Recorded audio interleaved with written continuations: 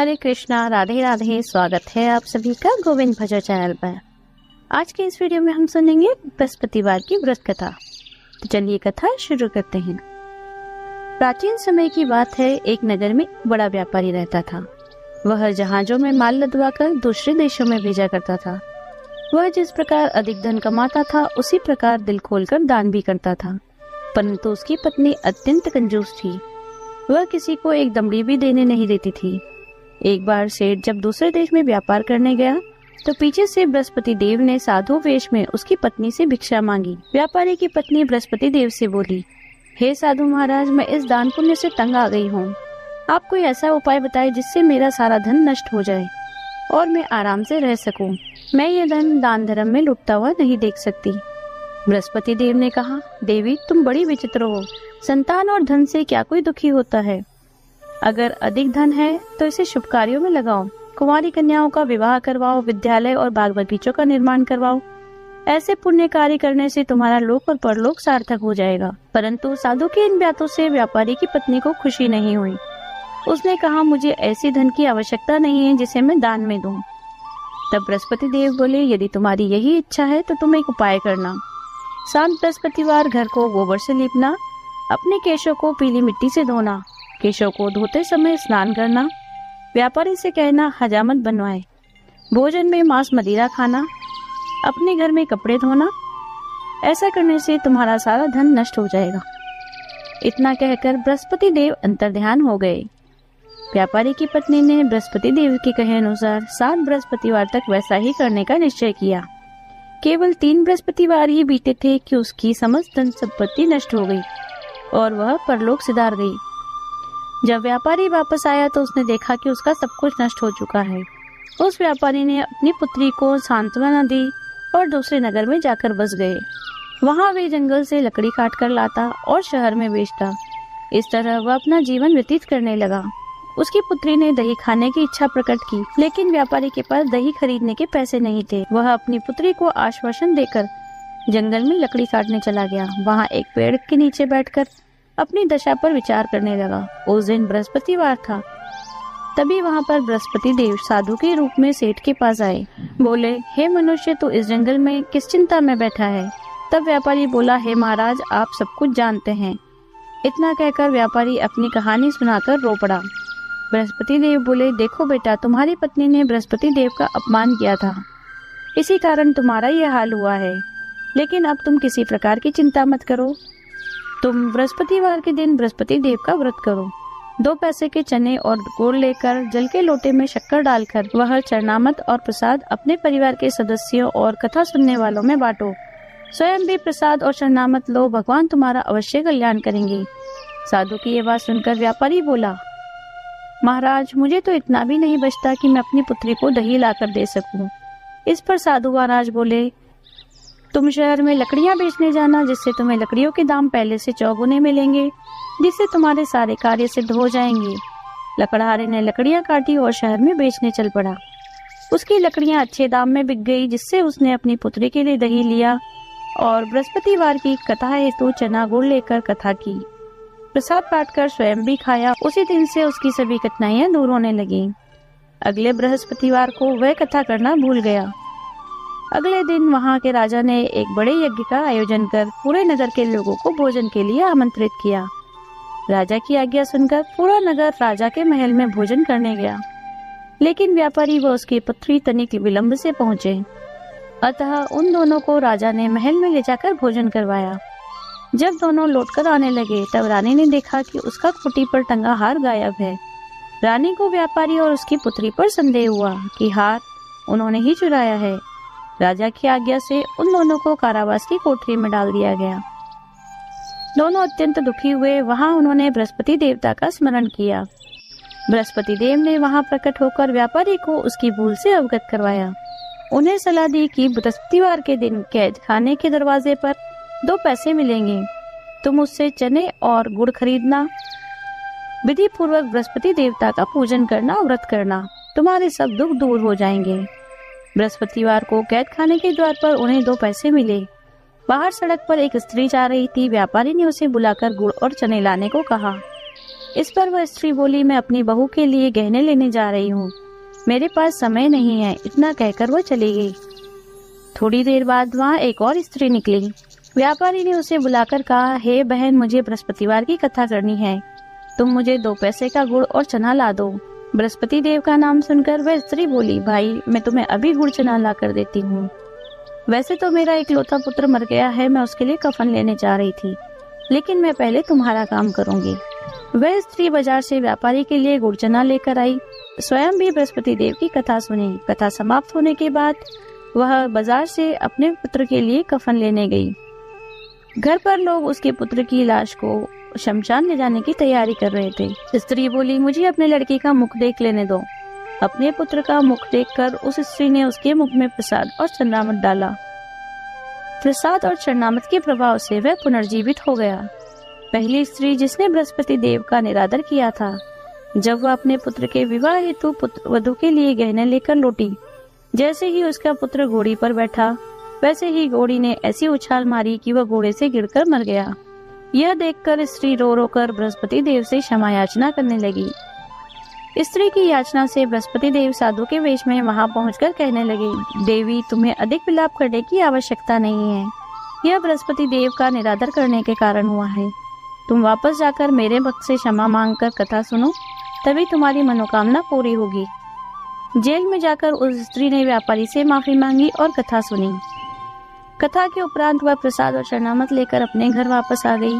घर आकर उसने चरणामृत अपने पुत्र के मुख में डाला। चरणामृत और प्रसाद के प्रभाव से उसका पुत्र भी जीवित हो गया। उसी रात बृहस्पति देव राजा के सपने में आए और बोले, हे राजन, तूने जिस व्यापारी को और उसकी पुत्री को जेल में रखा है वह निर्दोष है। तुम्हारी रानी का हार वहीं खूंटी पर टंगा है। सुबह हुई तो राजा रानी ने हार खूंटी पर लटका देखा। राजा ने उस व्यापारी और उसकी पुत्री को कैद से मुक्त कर दिया, उन्हें बहुत सा धन देकर विदा किया। उसकी पुत्री का विवाह भी ऊंचे कुल में करवा दिया, दहेज में हीरे जवाहरात दिए। इस तरह जो कोई भी मनुष्य बृहस्पति देव की कथा करता है, उनका पूजन करता है, भगवान बृहस्पति देव उनकी सभी मनोकामनाएं पूर्ण करते हैं। हे बृहस्पति देव, इस कहानी को कहने वाले, सुनने वाले, हुकारा भरने वाले सभी की मनोकामनाएं पूर्ण करना। बोलिए बृहस्पति देव की जय। केला सींचने की कहानी। तो चलिए शुरू करते हैं। बहुत समय पहले की बात है, किसी गांव में एक साहूकार साहूकारनी अपने पुत्र पुत्री के साथ रहते थे। पुत्र का विवाह हो चुका था, लेकिन उनकी बहू के कोई संतान नहीं थी। इस कारण वे बहुत चिंता में रहते थे। संतान की इच्छा से बहू भगवान विष्णु की पूजा किया करती और केले के पेड़ में जल चढ़ाया करती थी। जब बहू केले के पेड़ में जल चढ़ाने जाती तो उसकी ननद, जिसका विवाह नहीं हुआ था, वह भी उसके साथ जाती। वह अपनी भाभी को केले के पेड़ को सींचते, उसकी पूजा करते, परिक्रमा करते देखती। बहू जब केले के पेड़ की परिक्रमा करती, पूजा करती, तो साथ ही साथ मनोकामना कहती जाती कि अगर मेरे बेटा हो जाए तो मैं इस ननद का विवाह आपके साथ करवा दूंगी। इस तरह की प्रार्थना बहू रोज केले के वृक्ष के सामने खड़ी होकर करती। एक दिन भगवान ने सोचा, मैं इसकी मनोकामना पूरी करके देखता हूँ, फिर देखूं यह अपना वचन कैसे पूरा करती है, किस तरह यह अपनी ननद का विवाह मेरे साथ करती है। भगवान की इच्छा से बहू की मनोकामना पूरी हुई और समय बीतने के साथ ही उसे एक सुंदर पुत्र हुआ। पुत्र के जन्म लेते ही वह अपनी मनोकामना भूल गई, लेकिन भगवान नहीं भूले। जब उसका बेटा 1.25 महीने का हो गया तो वह उसे पहली बार मायके ले जा रही थी। वह जिस रास्ते से जाने लगी, उसी रास्ते में वह केले का वृक्ष था जिसकी वह पूजा किया करती थी। जब वह वृक्ष के सामने से गुजरने लगी तो बहू को एक आवाज सुनाई दी, अरे, तुमने कहा था कि अगर तुम्हारे बेटा होगा तो तुम अपना वचन पूरा करोगी और अपनी ननद का विवाह मेरे साथ कर दोगी, लेकिन तुमने अभी तक अपना वचन पूरा नहीं किया। आवाज सुनकर बहू ने इधर उधर देखा, उसे कोई भी दिखाई नहीं दिया। उसे समझ नहीं आ रहा था कि यह उससे कौन कह रहा है। तभी उसकी नजर केले के वृक्ष पर पड़ी जिसकी वह पूजा करती थी। उसने देखा कि वह केले का वृक्ष हिल रहा है और ऐसा लग रहा है जैसे कि आवाज उसी के अंदर से आ रही है। बहू बहुत डर गई और जल्दी जल्दी आगे निकल गई। बहू को अपनी मनोकामना याद आ गई। जब वह मायके पहुंची तब भी उसका मन वहां नहीं लगा। अब उसे यह चिंता खाई जा रही थी कि वह अपना वचन कैसे पूरा करेगी। इसी चिंता में वह दिन प्रतिदिन सूखती जा रही थी। जब वह अपने पुत्र के साथ वापस ससुराल पहुंची तब भी उसकी चिंता कम नहीं हुई। ससुराल वालों ने उससे पूछा, बहू अब तुम्हें क्या चिंता है? तुम्हें तो खुश होना चाहिए, अब तो तुम्हारी संतान भी हो गई। अब तुम क्यों सूखती जा रही हो? तुम्हारी क्या चिंता है वह हमसे कहो, तुम्हारी परेशानी दूर करने का हम पूरा प्रयास करेंगे। वह उनसे कहती भी तो क्या कहती, उसने किसी से कुछ नहीं कहा। एक दिन की बात है, गुरुवार का दिन था। उनके दरवाजे पर किसी ने दस्तक दी। दरवाजा खोला तो देखा कि वहाँ एक बहुत ही सुंदर नवयुवक खड़ा है। किसी ने उससे पूछा कि वह कौन है, तो वह कहने लगा कि मैं आपकी बहू का मुंह भोला भाई हूँ। बहुत दूर से आया हूँ अपनी बहन से मिलने, क्या आप उसे बुला देंगे? अंदर से बहू आई तो वह कहने लगी, मेरा तो कोई मुंह बोला भाई नहीं है, तुम कौन हो? तब उस नवयुवक ने धीरे से कहा, मैं वही केले का वृक्ष हूँ जिसकी तुम पूजा करती थी। मैं तुम्हें याद दिलवाने आया हूँ कि तुमने अभी तक अपना वचन पूरा नहीं किया। तुम्हारी मनोकामना थी कि अगर तुम्हारे बेटा होगा तो तुम अपनी ननद का विवाह मुझसे करवाओगी। अब तो जैसे बहू के पैरों के नीचे से जमीन ही खिसक गई। वह सोचने लगी कि अब करूँ तो क्या करूँ। डर के मारे वह अंदर जाकर दरवाजा बंद करके बैठ गई। उस नवयुवक ने साहूकार से कहा, आप चिंता मत कीजिए, मेरी बहन मुझे पहचान नहीं रही, क्योंकि जब मैं बाहर कमाने गया था तब वह बहुत छोटी थी। अब मैं बहुत सालों के बाद लौटा हूँ तो यह मुझे पहचान नहीं पा रही है। तब साहूकार ने कहा, कोई बात नहीं, तुम बहू के भाई हो, कुछ दिन यहाँ रहो, वह तुम्हें जान जाएगी तो पहचान भी जाएगी। ऐसा कहकर साहूकार ने उस नवयुवक को अपने घर में रख लिया। वह युवक बहुत ही सज्जन प्रकृति का था। उसका व्यवहार बहुत ही शालीन था। घर के सभी लोगों को उसका व्यवहार बहुत पसंद आया। साहूकार ने अपनी बेटी के लिए उस नवयुवक को पसंद कर लिया। अब यह बात सुनकर तो बहू को बहुत ही खुशी हुई। उसे लगा जैसे उसकी परेशानी खत्म हो गई। अगर उसकी ननद का विवाह इस युवक से हो जाए तो उसका वचन भी पूरा हो जाएगा। अब उस नवयुवक और उसकी ननद का विवाह भी हो गया। वह अपनी पत्नी को वहां से विदा कराकर ले गया। थोड़े दिन बाद जब रक्षाबंधन का त्योहार आया तो साहूकार ने अपने बेटे को कहा, बेटा, रक्षाबंधन का त्योहार आ रहा है, तुम अपनी पत्नी के साथ अपनी बहन के ससुराल राखी बंधवाने जाना। तब बेटे ने सुनकर हाँ कह दिया। जब उसने आकर यह बात अपनी पत्नी से कही तो वह घबरा गई। भागी भागी केले के वृक्ष के पास गई, क्योंकि उसे पता था कि उसका कोई मुंह बोला भाई नहीं है। वह केले के पेड़ के पास जाकर रोने लगी और कहने लगी, आपने मेरी ननद से ब्याह किया है। अब मेरे ससुराल वाले कहते हैं कि पहली रक्षाबंधन है, तुम राखी बंधवाने अपनी ननद के ससुराल जाओ। अब आप ही बताइए मैं कहाँ जाऊं? वो लोग आपको मेरा भाई समझते हैं, अब मैं क्या करूं? तभी केले के पेड़ से आवाज आई, कोई बात नहीं, तुम चिंता मत करो। रक्षाबंधन के दिन तुम अपने पति को लेकर इसी जगह पर आ जाना, देखना सब सही हो जाएगा। लेकिन तुम्हें एक बात का ध्यान रखना होगा, तुम जब यहाँ आओ तो 1.25 पहर से ज्यादा यहाँ मत रुकना, वरना सब गड़बड़ हो जाएगा। बहू यह सुनकर बहुत खुश हो गई और सोचने लगी कि 1.25 पहर में तो सारा काम हो जाएगा। खुशी खुशी अपने घर लौट गई। रक्षाबंधन का दिन आया तो वह अपने पति को साथ लेकर अपने मुंह बोले भाई के घर की ओर चलने लगी और उसी जगह पहुंच गए जहां वह केले का वृक्ष लगा हुआ था। वहां जाकर देखते हैं कि उस जगह पर एक बहुत ही आलीशान कोठी खड़ी है।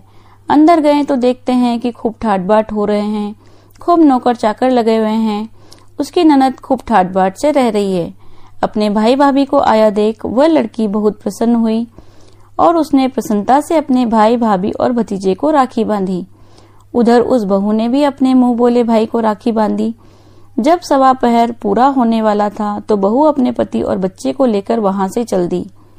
अभी थोड़ी ही दूर गए थे कि उसके पति को याद आया कि अरे मेरी छतरी वहां रह गई। तब वह अपनी पत्नी से कहने लगा, चलो वापस चलो। यह सुन के उसकी पत्नी डर गई और सोचने लगी कि 1.25 पहर तो पूरा हो चुका है, अगर वह फिर वहां गए तो कुछ गड़बड़ न हो जाए। उसने अपने पति को बहुत समझाने का प्रयास किया। वह कहने लगी, कोई बात नहीं, हम और छतरी ले लेंगे, ऐसे बार बार जाना अच्छा नहीं लगता। लेकिन उसका पति नहीं माना। दोनों वापस लौट गए। वापस जब उसी जगह गए तो उन्होंने देखा कि जहाँ एक आलीशान कोठी थी वहां मात्र एक केले का वृक्ष है और उसके पास एक छतरी रखी हुई है। यह देखकर उसके पति के आश्चर्य की तो सीमा ही न रही। वह अपनी पत्नी पर नाराज होते हुए बोला, अरे यह सब क्या है? यहाँ तो अभी एक आलीशान कोठी थी, अब यहाँ पर उजाड़ जंगल हो गया। यह सब क्या है? यह क्या माजरा है? मुझे सच सच बताओ, तुमने यह सब क्या किया? तुमने मेरी बहन की शादी किससे करवाई है? कहीं तुमने किसी भूत प्रेत के साथ तो मेरी बहन का विवाह नहीं करवा दिया? तब बहू बोली, नहीं नहीं, ऐसी कोई बात नहीं है। ऐसा कहकर उसने सारी बात अपने पति को बता दी कि कैसे वह केले के पेड़ को सींचने चाहती थी और कैसे उसने मनोकामना मांग ली, और अब उसका वचन पूरा करने के लिए कैसे भगवान एक सुंदर नवयुवक का वेश धरकर उनके घर आए और उनकी बहन से विवाह कर लिया। इस तरह बात उसने अपने पति को बताई और घर जाकर अपने सास ससुर को बताई। हे विष्णु भगवान, जैसे आपने केला सींचने का फल उस बहू को दिया, वैसा ही सबको देना। यदि आपको वीडियो अच्छी लगी हो तो लाइक कीजिए, शेयर कीजिए, कमेंट कीजिए। यदि आप चैनल पर नए हैं तो चैनल को सब्सक्राइब कीजिए, बेल आइकन को प्रेस कर दीजिए, जिससे नए वीडियोस की नोटिफिकेशन आपको तुरंत मिल जाए। मिलते हैं अगले वीडियो में। हरे कृष्णा, राधे राधे।